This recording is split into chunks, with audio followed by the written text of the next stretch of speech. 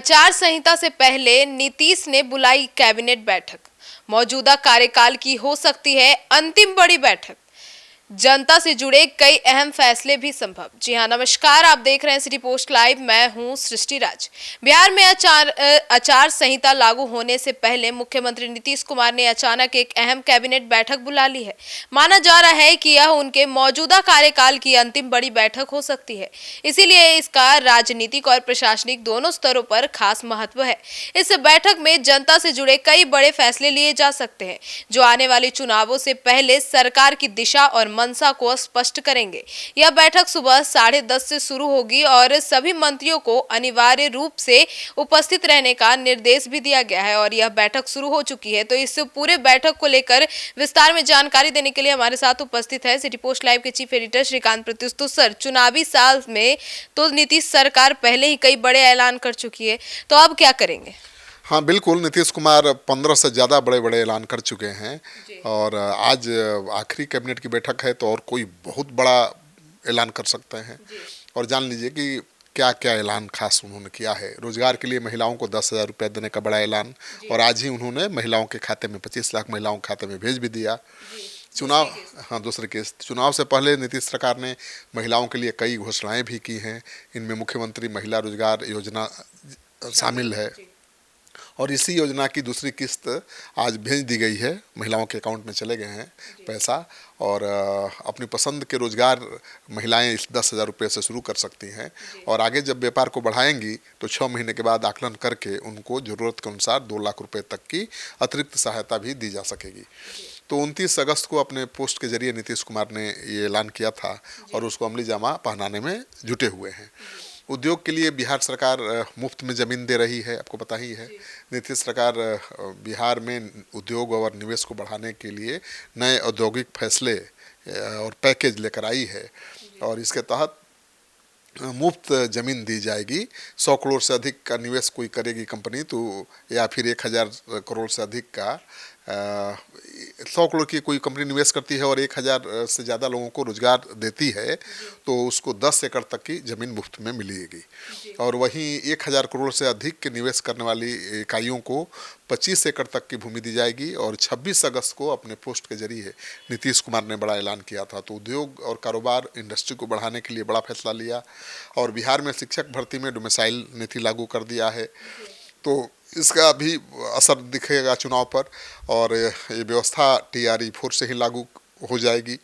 नीतीश कुमार ने इसका ऐलान करते हुए एक पोस्ट पर लिखा था कि नवंबर 2025 में सरकार बनने के बाद से ही हम लोग शिक्षा व्यवस्था में सुधार के लिए लगातार काम कर रहे हैं।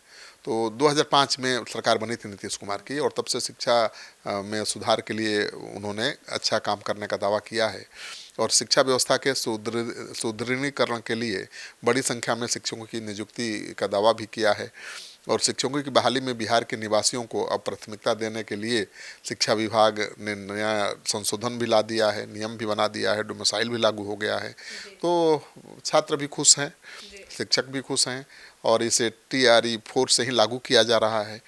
और दूसरी बात है कि और भी कई बड़ी ऐलान उन्होंने किया है। आशा और ममता का मानदेय बढ़ा दिया है। नीतीश सरकार ने बिहार में आशा और ममता कार्यकर्ताओं का मानदेय 2 गुना बढ़ा दिया है और ऐलान किया था उन्होंने कि आशा कार्यकर्ताओं को अब 1,000 रुपये की जगह 3,000 रुपये मिलेंगे और ममता कार्यकर्ताओं को प्रति प्रसव 300 रुपये की जगह अब 600 रुपये, यानी 2 गुना ज़्यादा मिलेगा प्रोत्साहन राशि। इससे उनका मनोबल और बढ़ेगा और ग्रामीण क्षेत्रों में स्वास्थ्य सेवाएं और मजबूत होंगी। अब तो इस तरह के कई फैसले लिए हैं और आप जान लीजिए कि बिहार में 1 लाख आशा कार्यकर्ता हैं, 5,000 आशा फैसिलिटेटर हैं और 5,000 से अधिक ममता कार्यकर्ताओं की संख्या है। तो सबको फ़ायदा मिलेगा। और आगे मैं बता दूं कि उन्होंने बिहार में 125 यूनिट बिजली फ्री देने का ऐलान किया है, जिससे गरीब लोग खुश हैं। तो अब तो मुफ्त की बिजली मिलने भी लगी है और साथ ही अगले 3 वर्षों में घरेलू उपभोक्ताओं को सौर ऊर्जा का भी फायदा मिलने वाला है। तो मुख्यमंत्री नीतीश कुमार ने बड़े बड़े ऐलान किए हैं चुनाव के ठीक पहले और उसका असर भी ग्राउंड लेवल पर दिख रहा है। और 5 साल में 1 करोड़ नौकरियां और रोजगार देने का ऐलान किया है और उसी टारगेट को अचीव करने के लिए महिलाओं को 10,000 रुपया दिया जा रहा है और 1 करोड़ नई नौकरियां और रोजगार के मौके बनाने के लिए तो सरकार को ऐसे काम करने ही पड़ेंगे।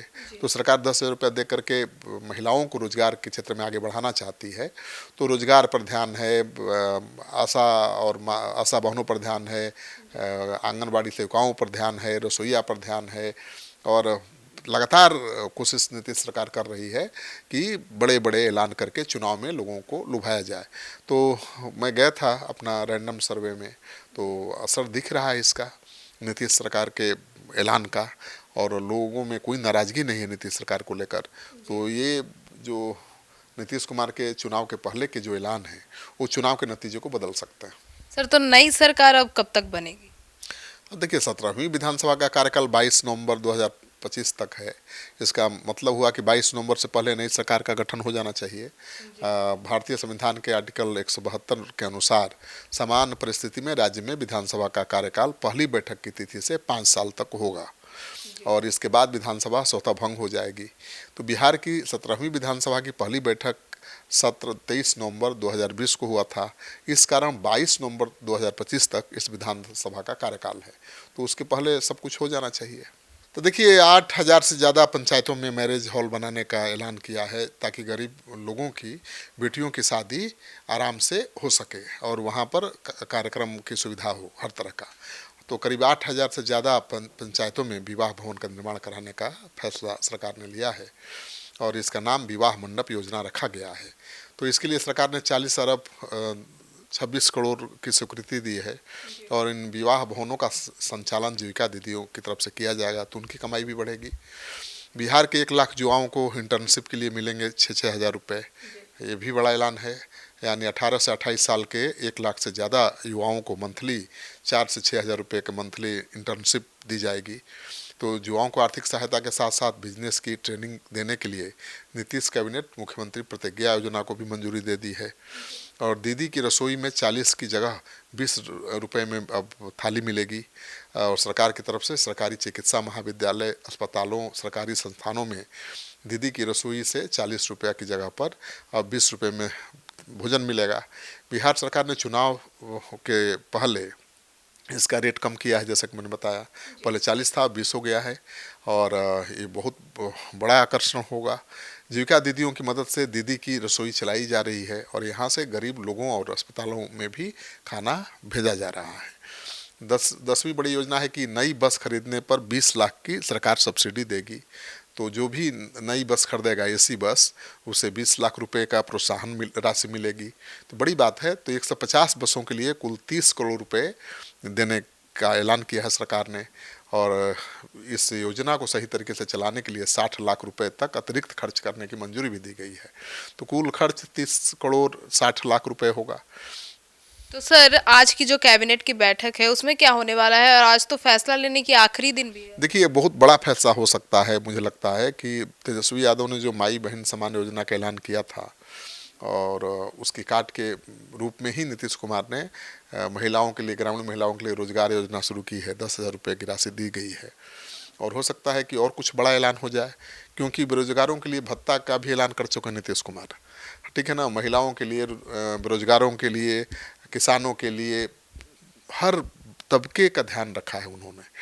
तो आज क्या बड़ा फैसला लेंगे तो कोई नहीं जानता है। कैबिनेट की बैठक चल रही है और इतना ज़रूर है कि ये आखिरी कैबिनेट की बैठक है, तो बहुत बड़ा फैसला नीतीश कुमार ले, बड़ा ऐलान होने वाला है। बहुत बड़ा ऐलान होने वाला है। इंतजार करिए, जैसे कैबिनेट की बैठक खत्म होगी कैबिनेट के सचिव ब्रीफ भी करेंगे और बताएंगे कि नीतीश कुमार ने आज कौन सा चुनावी बम फोड़ा है।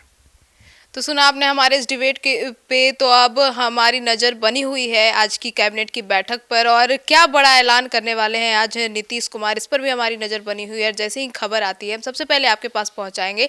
तो फिलहाल इन तमाम घोषणाओं पर आपकी क्या राय है कमेंट सेक्शन में जरूर बताइएगा। तो फिलहाल इस खबर में इतना ही। आगे की खबरों के लिए जुड़े रहिए हमारे साथ और देखते रहिए सिटी पोस्ट लाइव। धन्यवाद।